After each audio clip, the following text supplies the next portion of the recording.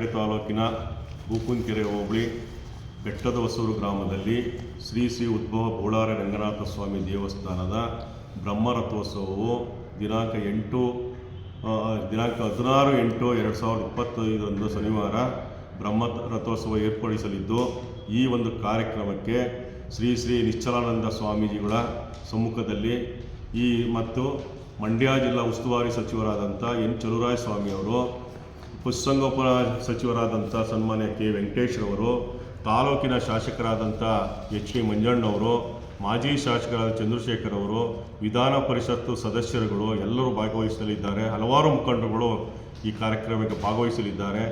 ಈ ಒಂದು ಕಾರ್ಯಕ್ರಮ ಶನಿವಾರ 10:30ಯಿಂದ 11:00ವರೆಗೆ ಬ್ರಹ್ಮರಥೋತ್ಸವ ಇರುತ್ತದೆ.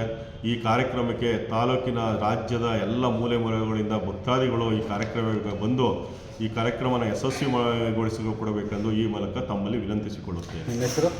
ನಾನು BT ವೆಂಕಟೇಶ್ ಅಂತ. ನಾನು ರಂಗನಾಥ ಸ್ವಾಮಿ ಸೇವಾ ಟ್ರಸ್ಟ್ನ ಅಧ್ಯಕ್ಷರು.